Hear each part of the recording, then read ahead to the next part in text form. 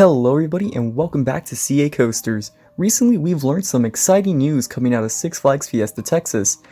In a live announcement made by the park, Six Flags Fiesta Texas will be receiving a B&M dive coaster in 2022. This is the first time B&M and Six Flags have worked with one another on a new roller coaster in over 10 years. As of recording, the last B&M to come to a Six Flags park was X-Flight at Six Flags Great America, which was one of their wing coasters. It's so great to see Six Flags working with B&M again, as so many memorable and iconic rides have come out of the company, many of which are at Six Flags parks. B&M's first stand-up coaster and first coaster overall, their first invert coaster, and the start of the many Batman clones, and even the first of their flying coasters here in the US were at Six Flags parks to begin with. Other than those, there are many beloved B&Ms in the chain, such as Goliath at Over Georgia, Tatsu at Magic Mountain, and Krypton Coaster at Fiesta Texas, which is where this new dive coaster is going to be at. The ride will be named Dr.Diabolical's Cliffhanger. This is being advertised as the world's steepest dive coaster with a max drop of 95 degrees. However, this is being brought into question because the people who do consider Hang Time a dive coaster say that is the steepest because it has a drop of 96 degrees. But with that stuff out of the way, let's get into the nitty gritty of what Dr. Diabolical's Cliffhanger has in store for us. By the way, here on out, I'm just gonna say Cliffhanger. It's just gonna make saying the name easier for me to say. Just thought I'd get that out of the way so I don't confuse anyone. The ride starts off with a small left turn out of the station where it starts to ascend the lift hill. Once it reaches the max height of 150 feet, it takes a turn around to the right where it reaches what the park is calling the Cliffhanger hold, which is just a normal section that's on every dive coaster. The name doesn't make it anything special. It holds riders for a few seconds and then drops the ride into its headlining feature, that 95-degree drop. This is something I'm looking forward to seeing, since most beyond vertical drops are on coasters with trains that are a lot smaller and sleeker. Speaking of trains, these are new style dive trains, as these sit 3 rows of 7 across seating, not 6, 8, or 10 across, but 7. This is still pretty wide when compared to other coaster trains which usually have 2 or 4. And I bring this up because I'm wondering if this is going to make any difference with the whip when going through the drop. Maybe it won't feel all that special, or maybe it'll be extremely noticeable. We'll just have to wait until it opens to find out. After that beyond vertical first drop comes an Immelman, which it's standard for dive coasters. You can literally find these on literally every single one of them that isn't Oblivion.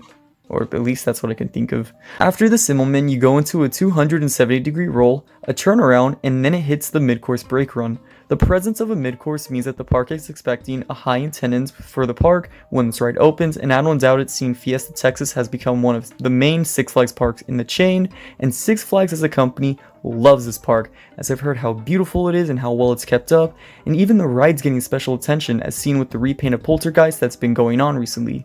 I just hope for park goers in Texas that the mid-course doesn't hit too hard, but in the animation it seems to be bringing the train to an almost complete stop, so it all comes down to how the ride runs when it starts to test and finally opens to the public. After the mid-course, the train goes down a 75-foot near vertical drop into something that's being called the Wild Bank Turn, which it's just the normal helix. Calm down, Six Flags, the names don't have to be that bad, don't be Kentucky Kingdom. The coaster goes from the helix into this really sharp looking airtime hill. Just wow, this hill looks insane. The speed coming out of that helix combined with the sharpness of the crest will probably give some extreme airtime. Hey, at least now the name matches up with the element perfectly since it's being called the Extreme Airtime Hill. Good job, Six Flags, you've redeemed yourselves. The last element is a low downward helix which leads into a small pop right before the brake run. So, let's summarize what we just saw. A 150-foot beyond vertical dive coaster with 2 inversions, a mid-course, 2 helixes, and an airtime hill that looks like it could be on an RMC is coming to Six Flags Fiesta Texas. The top speed will be 60 miles an hour, and the max track length is around 2,501 feet worth of track. This is a small-scale dive coaster that packs in some good elements and looks like it's going to be quite the forceful ride, especially how tight that Immelman looks to be in that extreme airtime hill. God, I can't get over the fact how good that airtime hill looks. To me, Cliffhanger is the perfect fit for Fiesta Texas and is also the chain's first dive coaster. A point I do want to bring up is the park itself. Fiesta Texas is basically the testing park for Six Flags. As an example, one of the first RMC hybrids came to Fiesta Texas, the first 40 free spin opened here, and the first RMC Raptor also opened up here. Why do I bring all these up? After all, these are just test coasters that opened up at the park, but they proved to be successful, and more were built in the future, and some were even upgraded to bigger versions of those prototype models. Iron Rattler was Six Flags' second RMC hybrid coaster, and ever since then they've bought like tons of these things. I mean, like the year after they built what was there? I don't know. There's probably just gonna be some up on screen. The 40 free spin model and Six Flags just go together like an SLC and a bad headache, so pretty well. And the Raptor model became what the chain now know as the Jersey Devil coaster, which is in great adventure. And if you've seen our Raptor updates, link in bio. What looks to be an extended clone of Jersey Devil coaster is coming to Magic Mountain. If you don't see what I'm getting at still, let me make things a bit more clear for you. A small scale B&M goes to a test park for a chain who hasn't worked with the manufacturer in over a decade. If this coaster proves to be a success for the chain and they get major profits off of it, more B&Ms are in Six Flags' future. Now, that doesn't mean next year we're going to see any Gigas or Wing coasters, but that could definitely be in the future for Six Flags if Cliffhanger is a hit among the GP. We could start seeing small scale B&Ms go to smaller parks when the flagship parks are on an off season when it comes to coaster additions, or in the complete opposite, maybe Six Flags can have years where they only give big additions to 2 or even 3 parks. These additions could be just other dive coasters since Six Flags loves to clone models or just make variations of the same model, or they could be other B&M models that they have to offer. Maybe St. Louis can get a small sit-down model, Magic Mountain can replace Goliath with a B&M Hyper, or maybe, just maybe, some of the Six Flags parks that need a launch coaster in the lineup can get a surf coaster, which as of now is the rumored B&M take on a launch or multi-launch coaster.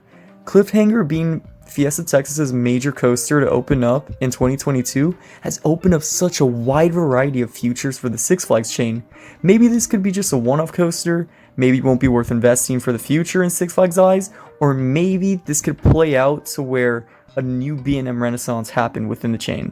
We don't know what the future looks like just yet, so all we need to do is just sit around and wait for summer 2022 when Cliffhanger opens up. In conclusion, Cliffhanger seems to be a small, fun, but a very important addition to both Fiesta Texas and the Six Flags chain as a whole.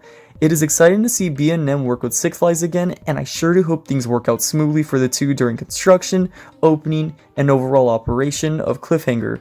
Any rebirth of a strong relationship with B&M and Six Flags all starts with Cliffhanger, so this is a pivotal step into making sure we can get a new hyper coaster for Magic Mountain 2024, take out Goliath, put in, I don't know, B&M Hyper, put one in please, we need one. Anyways, that's all I have for you guys today. Please make sure to like and subscribe, and as always, thank you for watching, and we will see you all next time.